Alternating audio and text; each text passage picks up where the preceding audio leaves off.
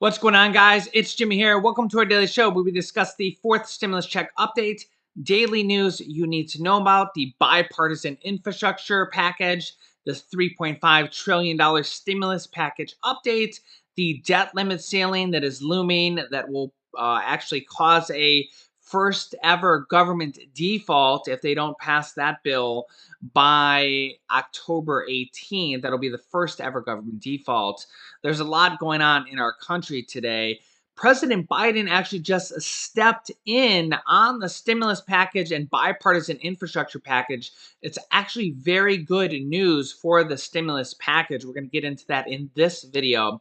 And we have some very big news from Governor Gavin Newsom of California regarding vaccines and what this will mean for our country going forward, as well as from the Supreme Court. Yeah, we got a lot to talk about in this video, so let's jump right in. If you're new to the channel, make sure to subscribe down below. New videos come out here on our channel every day at 10 a.m., 3 p.m., and 8 p.m. Eastern Standard Time. It's completely free to subscribe, and if you find these videos helpful, don't forget to hit the like button for us down below. Here we go. Okay, here's a major breaking news announcement from the California governor, Gavin Newsom, yesterday. He says, quote, breaking news, this is directly from his Twitter account. California will require our kids to get the COVID vaccine to come to school. Directly from the California governor.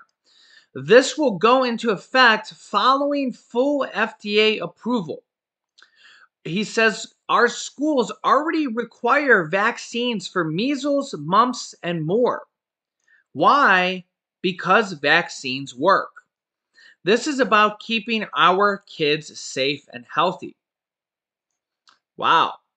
So he says that California will require our kids to get the vaccine to come to school.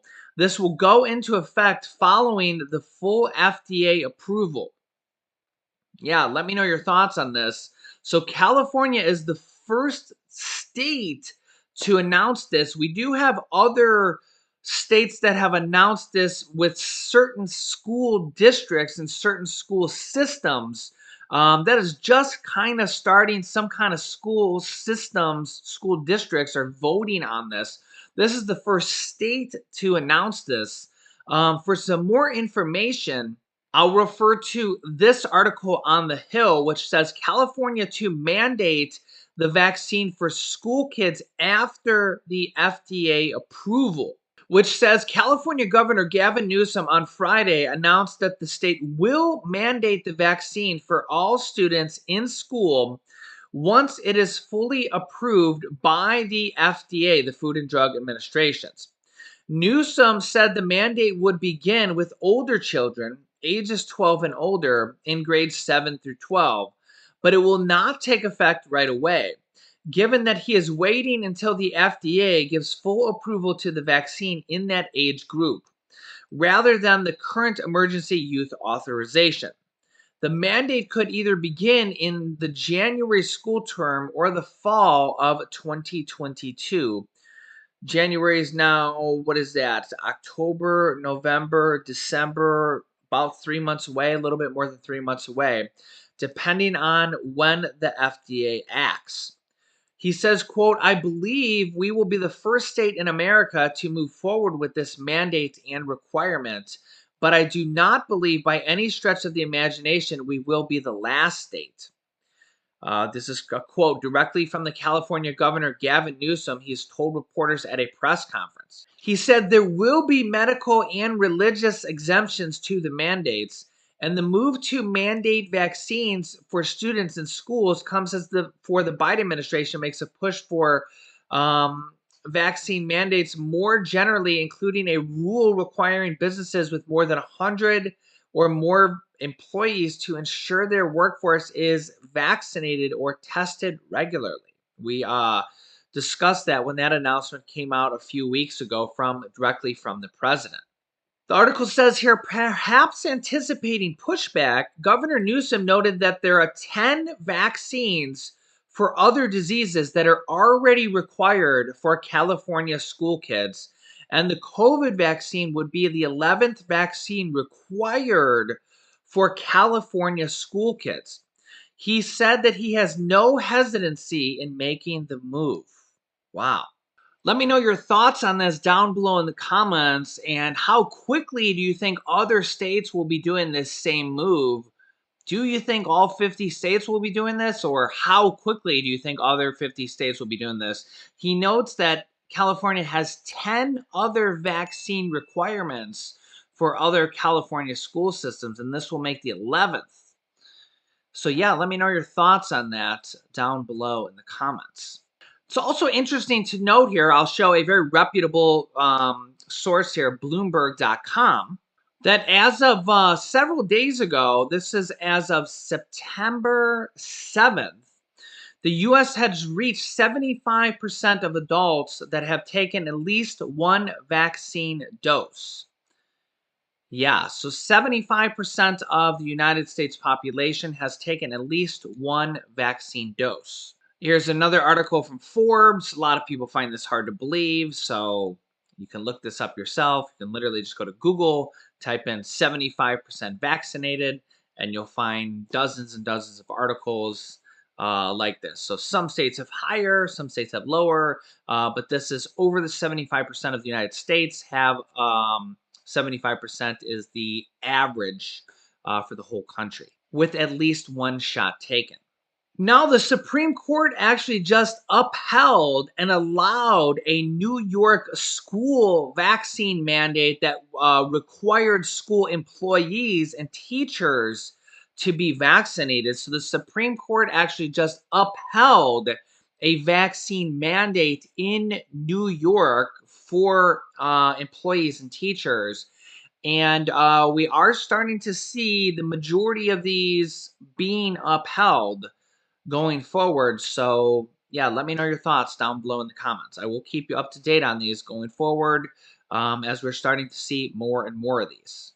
Okay, on the stimulus package and the infrastructure package, this is actually really good news on the stimulus package.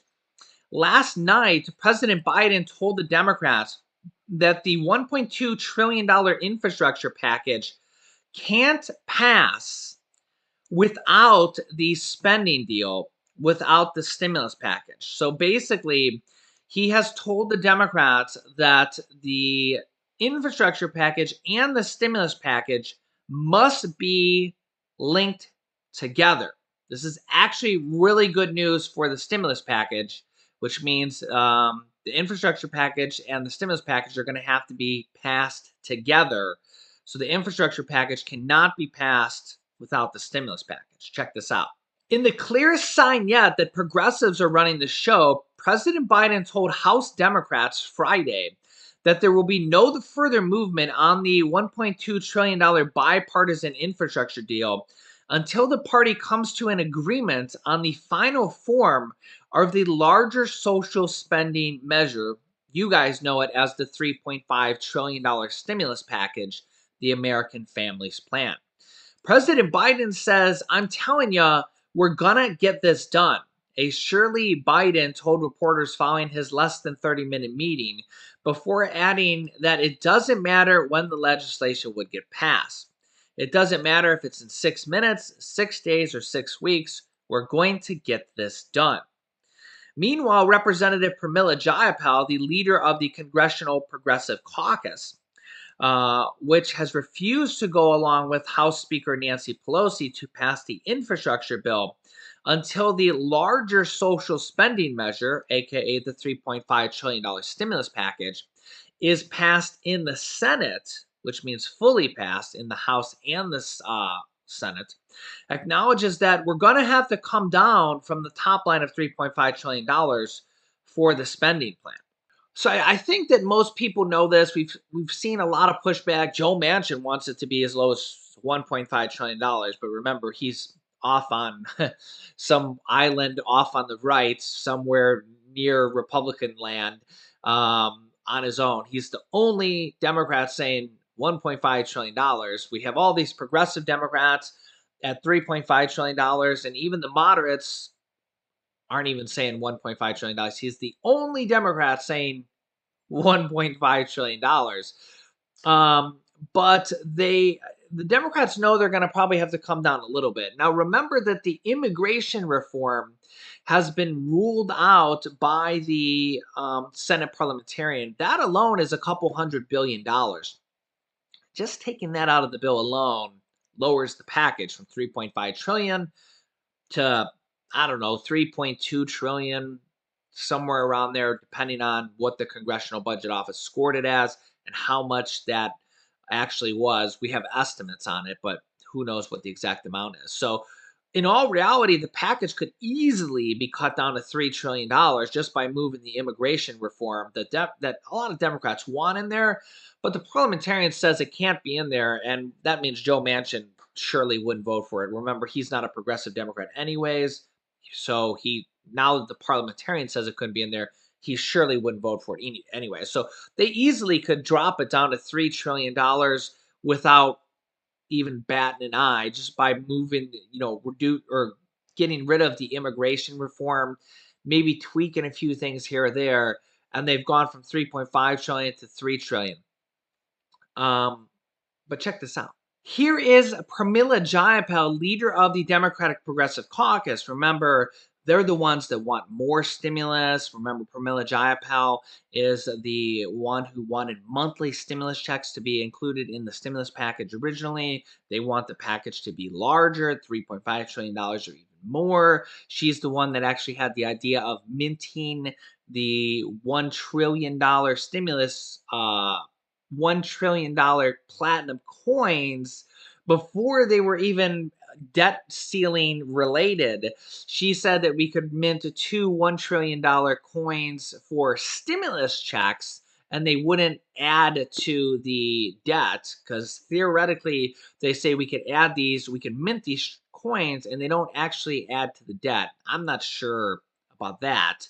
But they say that you could mint these coins, and now that's come back up, that idea of minting these $1 trillion coins, because they say at the last minute, if we have to, we could mint a $1 trillion coin, and then we could basically use that to fund the government, but fund the government in this case to avert the debt limit ceiling. But Pramila Jayapal has used that idea in the past for monthly stimulus checks.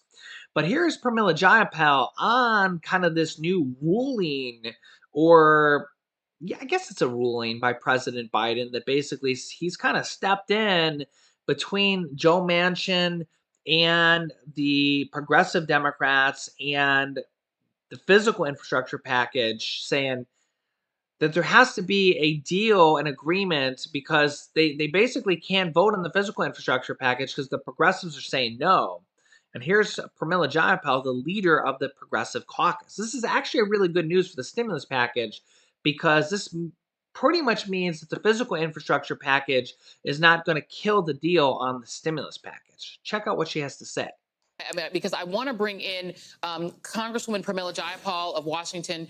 She's also the head of the Progressive Caucus in the House. We were waiting on her to come through, so I want to bring you into this discussion, Congresswoman. Can you give us any updates on these negotiations? Where do we stand as of now? Well, Joy, the really wonderful thing is that the president also affirmed the need to do both bills together and made it clear that where we are is that we will not be able to do the infrastructure bill without the reconciliation bill.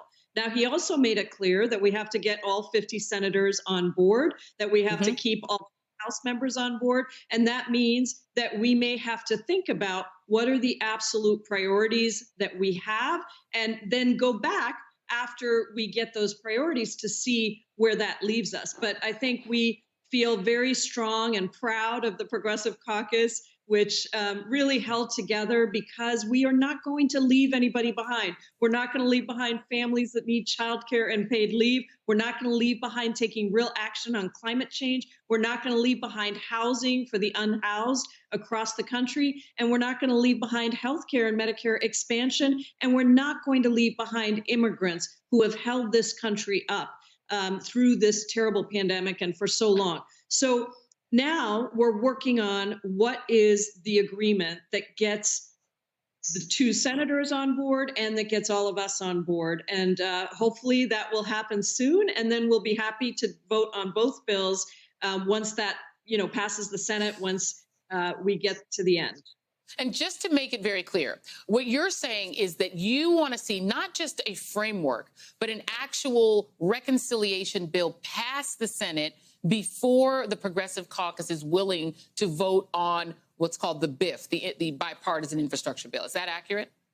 Well, Joy, what I want to do is make sure that whatever we agree on is going to pass the Senate. And you had Senator Reid on there. He knows they've got those rules where they can have a vote-a-rama. They can vote, they can bring any amendment to the floor. It's not like the House. And so we really need to have these negotiations and figure out what gives us that ironclad commitment. If it's not a vote, I just want to hear what it is, because I am worried that there will be misunderstandings, or that something will change, or that things will get delayed. Because the other way to kill a bill is to continue to delay it. Because if it gets delayed for another 3 months and we get into next year, all of a sudden the politics may not align for this. We need to get it done right now. And so that's what we're working on. Oh, well, Congresswoman, you've already heard, we've seen, Joe Manchin actually does talk to the media, unlike Kirsten Sinema, and he has said pretty openly that he would like to push just the negotiations, not even writing a bill, on the reconciliation side into next year. So this is actually really good news, because President Biden has basically stepped in. They were just about to vote on the bipartisan infrastructure package, which, if that bill would have passed, it would have been gone and sent to the president's desk, and then it was done because it's already passed the Senate. So then the stimulus package would have kind of lost its insurance. That's kind of its insurance policy. And then the stimulus package would have kind of lost a little bit of its leverage. Some Democrats would say a lot of its leverage, because Joe Manchin, as an example, really, really wants to pass that bipartisan physical infrastructure package. Okay. And so do some other moderate Democrats. Okay. But if that physical infrastructure package passes first, Joe Manchin cares even less about passing the stimulus package, as an example. So if Joe Manchin is forced to pass the stimulus package first and then pass the bipartisan infrastructure package, the physical infrastructure package, roads, bridges, clean drinking water, airports, etc., after, then the stimulus package has even a greater chance to pass. And that's basically exactly what President Biden has told all the Democrats, that the infrastructure bill can't pass without the spending deal, the $3.5 trillion stimulus package. So this is actually really good news, because we were just literally 24 hours ago, the physical infrastructure package could have been voted on and could have passed. If the votes were there, they could have voted on it, but apparently they were just about to go to the floor. Nancy Pelosi was counting votes. The progressive Democrats kind of stuck together. Bernie Sanders told them, vote no, because if you pass the package, the stimulus package could really be in trouble. And they stuck together, and the vote did not happen. There was not enough votes to pass it. Nancy Pelosi said, I'm not going to put a bill on the floor if it's going to fail. And now President Biden has kind of stepped in and said, okay, they're going to have to be passed together, which means that the stimulus package is going to have to be passed first. There's going to have to be an agreement between the two, which means that Senator Joe Manchin is going to have to basically step forward and agree that he's going to have to agree yes on the stimulus package. They're going to have to figure out a number that works out for him, as well as Kirsten Sinema and all the Democrats in the House and the Senate. They're going to have to come to an agreement on the stimulus package and figure out a final agreement so everything works for the stimulus package and the infrastructure package. So, yeah, really big news out of President Biden kind of stepping in together and kind of wrangling the Democrats and saying, come on, guys, you have to play nice here. We're supposed to be part of the same team, because his own Democrats are kind of like, Well, a few of them are off in right field when they're supposed to be in left field. Joe Manchin's playing in the wrong field here. He's playing more over with the Republicans than the Democrats. But let me know your thoughts on this. I will keep you up to date on the stimulus package, the infrastructure package, the debt limit ceiling crisis, which the Republicans are going to probably have to agree with the Democrats on passing a bill here at some point because on the 18th, they're going to reach that debt limit ceiling. And at this point, I don't know if they're going to be able to pass a reconciliation process here in the meantime. But Chuck Schumer and Nancy Pelosi says that they're not even going to be able to pass the debt limit ceiling through reconciliation. They're going to have to do it through a standalone bill in the Senate, and the Republicans just need to allow them to do it through unanimous consent. So I'll keep you up to date on the debt limit ceiling, which the government could literally default on, uh, the stimulus package and the infrastructure package, and daily news you need to know about. So make sure to subscribe down below if you haven't yet. It's completely free to do so. New videos come out here every day at 10 a.m., 3 p.m., and 8 p.m. Eastern Standard Time. You can click this video here to watch my newest stimulus check video next. And this video is our family channel, Julian's Adventures. We just uploaded a new video, Julian's Adventures, where we went to an Asian Lights Festival with my son Julian and my wife Laurel. So click on one of those videos next. Thanks, guys, and I will see you in the next video.